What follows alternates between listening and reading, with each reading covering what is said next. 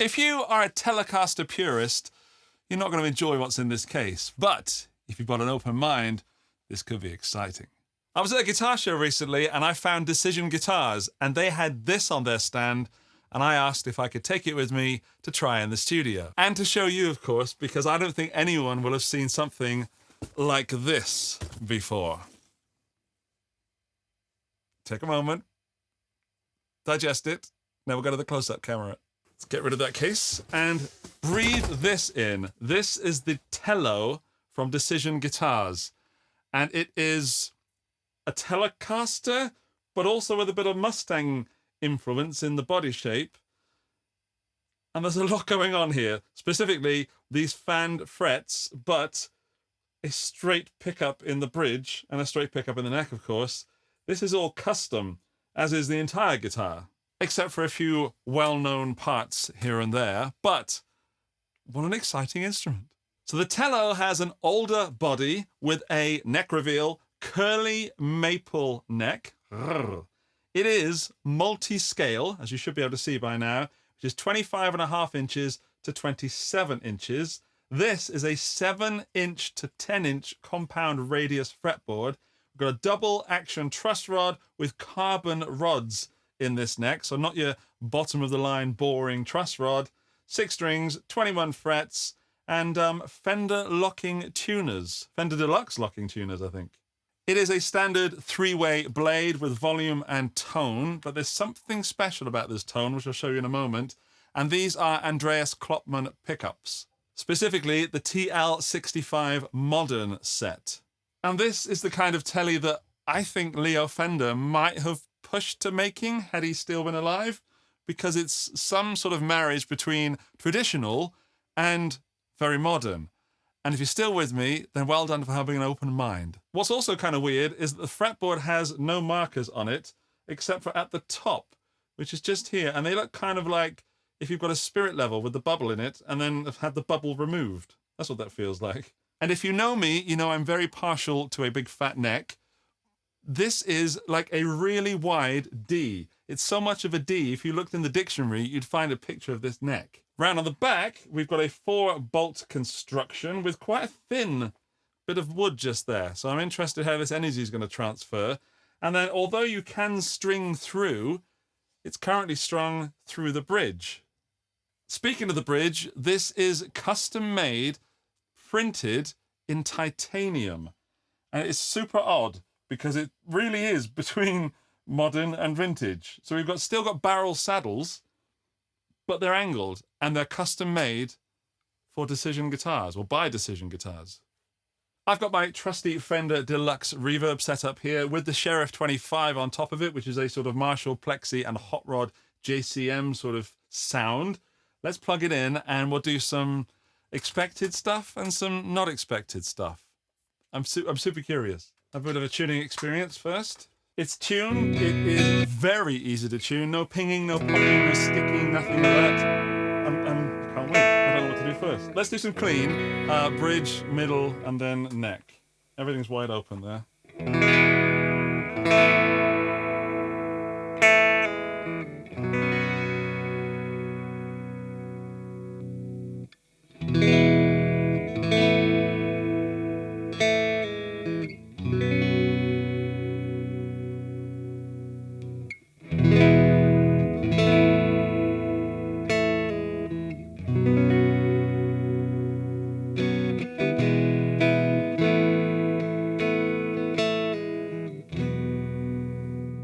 It sounds like a telly, but you're probably wondering how it feels to play, because I think the majority of people have not played slanted frets. I might switch between fan fret and slanted in this video. It plays really easy down here. It gets a bit more complicated once you start doing lead lines, which I think we should do now, actually. Now, one of the riffs I usually use to test the top strings clean is this, and it's going to go badly.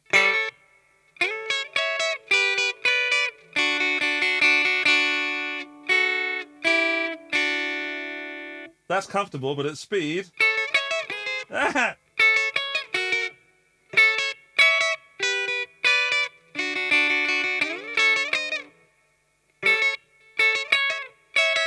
It's the... I can play this, it's just weird because it's the spacing's different for the fingers. Oh, almost. I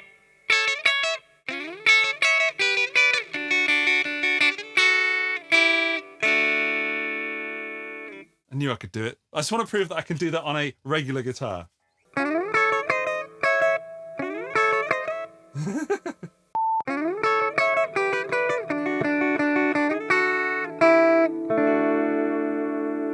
Now, I didn't get that first time because now I'm used to slanted frets. Right, but I can play it. That's just for me. The Telow, which I sometimes call the Telow, but it is the Telow, also has a wooden nut on it, which I don't know if it's doing anything for the tone, but this guitar generally is very bright.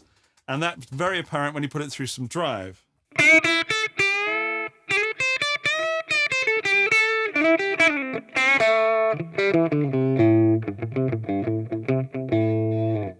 Super bright. In the middle.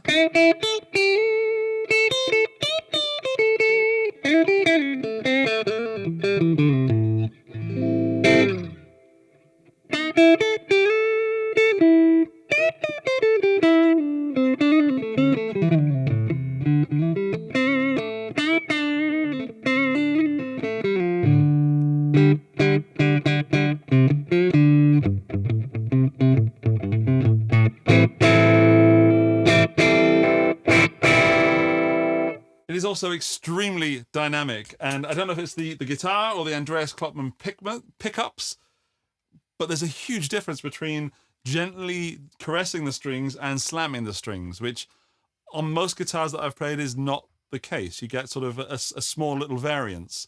In this one, it's really night and day.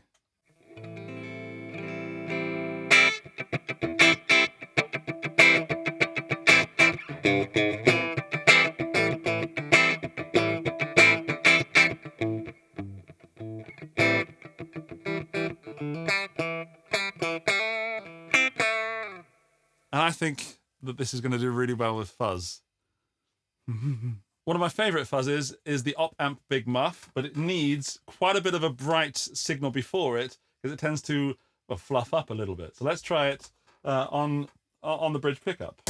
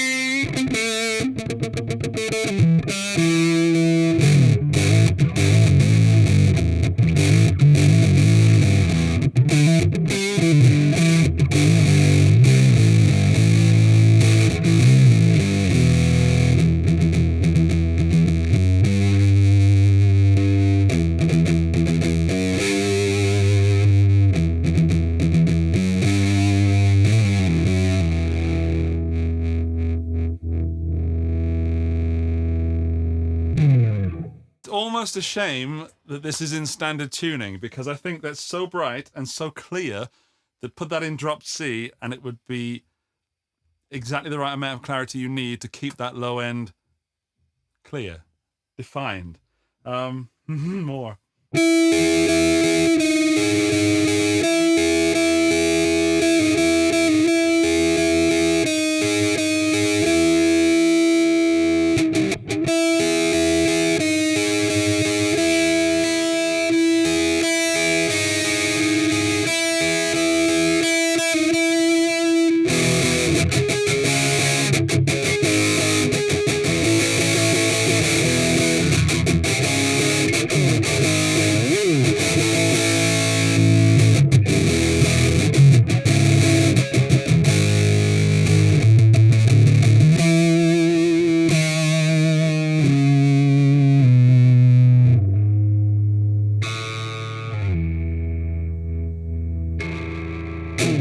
Yeah, that's fun. I was playing this before, and one of the things I didn't like originally was the bridge pickup. In some settings, it's just far too bright, even for a telly. And I know I haven't done any country on it yet, but we'll go there in a moment. This tone knob is extremely powerful, almost wah-wah territory. So.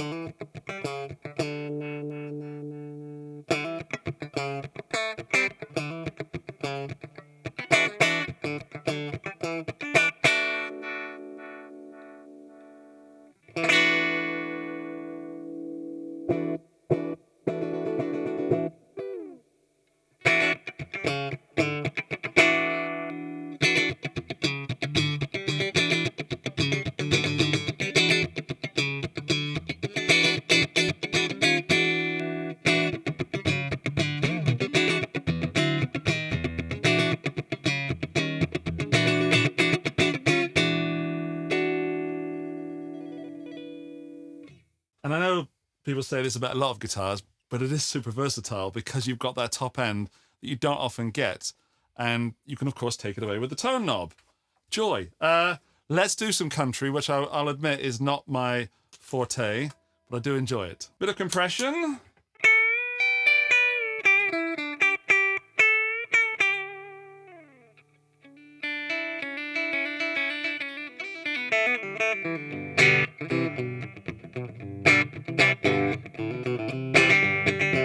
Oh, that actually wasn't the guitar. The guitar wasn't perfectly in tune, but it's my fingering.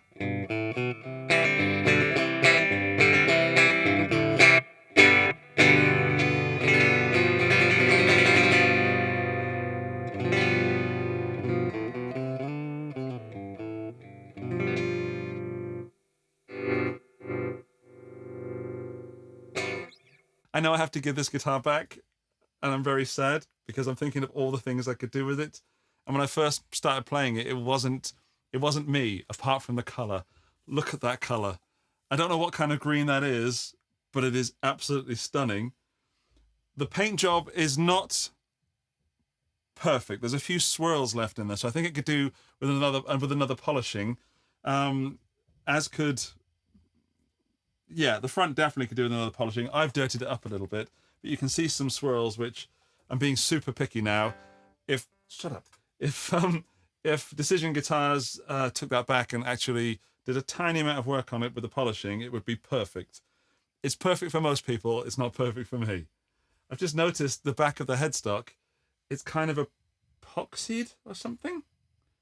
That is, like, I was expecting this bit here to go in, and it doesn't. And then even the stamped serial number has got some sort of coating on it. That's super weird. It is hard, but it's not sticky in any way. It's super comfortable to play. I have bigger hands. If you have smaller hands, you might not get on well with that, but it isn't thick, so it's possibly fine for everybody. Let's take one more look at just the colors, and then I'll plug it into the Sheriff 25. Oh, look at that. It's very, very status quo, isn't it? Now, I think I know how this is going to go, so I'm going to back off the tone completely and volume all the way up, and then bring the tone up till I find something that I like. That was easy.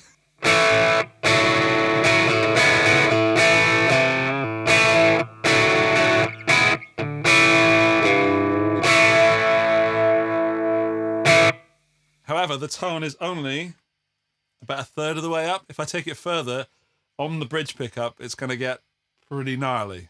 So.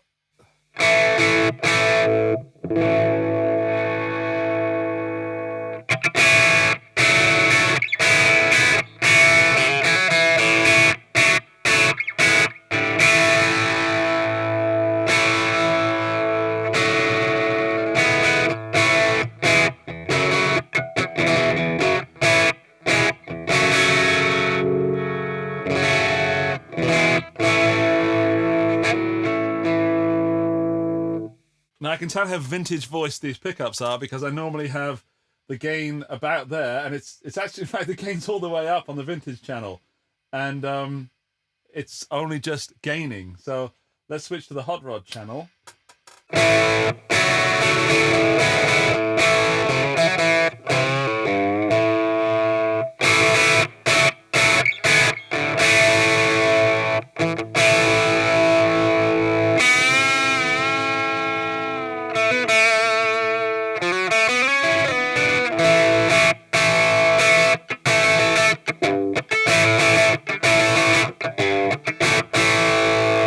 There's lots to like there, and in fact, it's more kind of sort of indie rock than it is classic rock.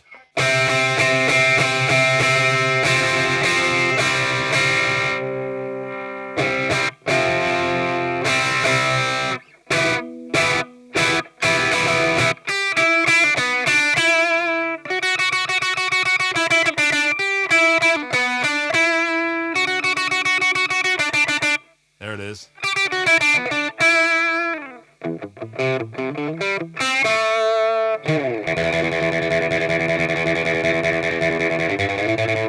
Got no reverb on that, hang on.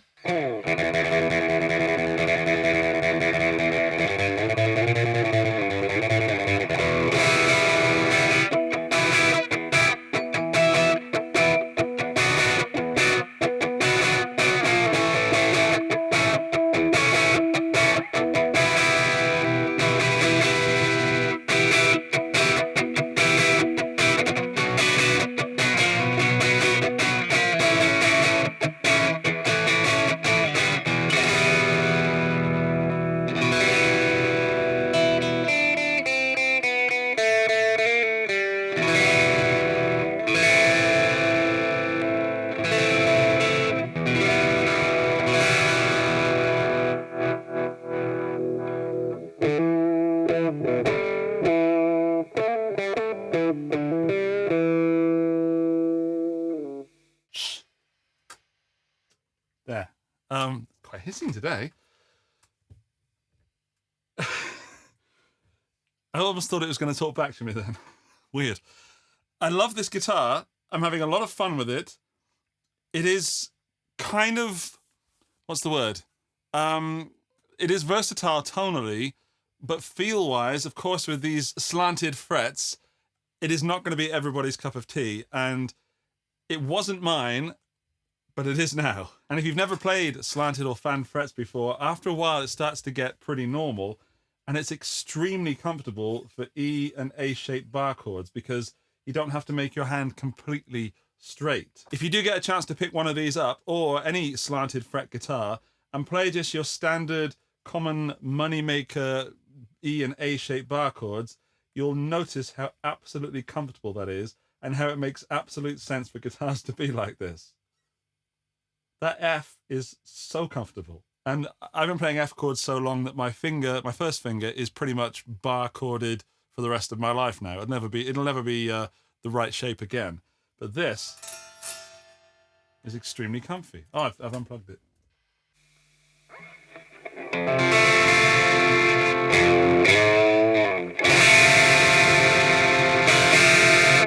Oh, that is trashy and thrashy. Yeah, so the slanted frets, until you start getting into lead territory, it should be really comfortable down here. When you get into some lead melodic lines, it is a little bit different. And I've demonstrated in this video how difficult that could be, and I wouldn't want to jump from one to the other without having a lot of practice. I do feel like I'm missing some drop D into high gain though, so let me switch these pedals around.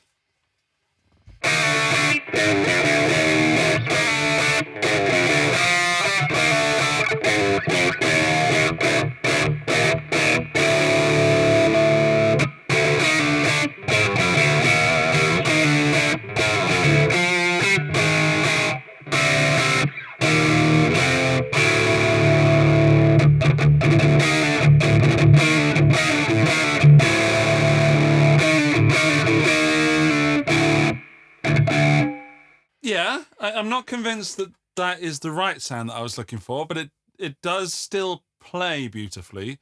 I'm trying to find reasons to not buy this guitar, and I guess the top one is that it is a boutique-made guitar, and it'd be out of the price range of a lot of people. And also because of its look and its style and the thing it's going for, it's going to be out of a lot of people's taste. However, if you are looking for a Telecaster style guitar, that has more modern features and is extremely clear, and some might say too bright.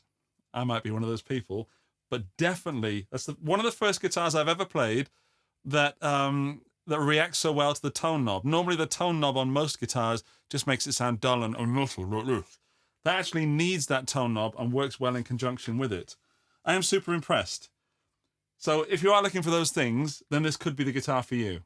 If you're looking for something that is out of the box, plug it in, and you're going to get what you want to get, this is not the guitar. You need to play with this a little bit and work with it in order to discover what the guitar's trying to deliver. And I was worried when I first opened it up that I wasn't going to get that. Sorry, it's just a bit of my scum on there. Wipe it off. There we go. Yeah, it delivers. It's handmade. Well, it's made with hands and a CNC machine in Germany. It's got some things about it that I love. There's some things about it that I think are a little bit odd, and we'll go over those now. I'm not going to go into the whole slanted thing is odd, because it's clearly odd. But the thing that is odd is it's not quite sure what kind of metal it wants to use aesthetically. So we've got this shiny sort of chrome silvery finish here, then a matte titanium bridge, and then you've got these brushed sort of chromy, nickel-y machine heads. And that's 3 types of metal look. And I suppose this is the 4, I guess, with the pickup. The pickup looks almost exactly like the tuners. It's not really sure which metal color it wants to have. And that's odd. The other thing is that the neck on it is super flat, wide D. There's a lot of shoulder on that, and I really dig it. However, I know that my preferences aren't always other people's. Some people are going to not like that at all. But if you like big necks, and you can't lie, then you're going to like this. It feels a bit like a really high-end nylon acoustic guitar. You know, they tend generally have a flatter, wider neck. That's what that is. Combine that with the slanted frets, and I'm having a nightmare of a time playing it, but I'm really enjoying relearning it. As for the sound from the guitar, super bright, super vintage, and I'm going to have to check what the output is on these pickups. On the bridge, we're looking at 6.71. Then over on the neck, we've got 7.88. And in the middle, we have 3.67 or 8, depending on how it feels. 3.67. So yeah, that is definitely vintage output. And now I want to take a little look under there to see what's going on and have a look at the wiring quality. Right, I'm expecting good things. Oh yes. Got a big old capacitor just there, and a spring-loaded switch, big CTS pots. That's a 250K tone pot in there, by the way, and vintage wiring with, that's got to be conductive paint. Are you conductive?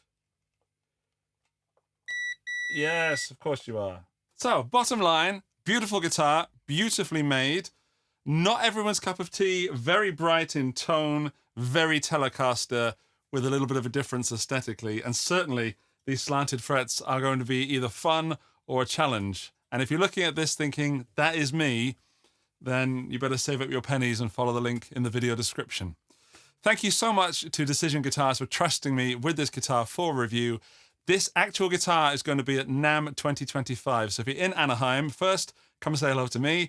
Secondly, have a go on this guitar if you see it. And yeah, let me know what you think. There's a video right there that YouTube think you should watch. Otherwise, I'll see you in the next one. Bye-bye!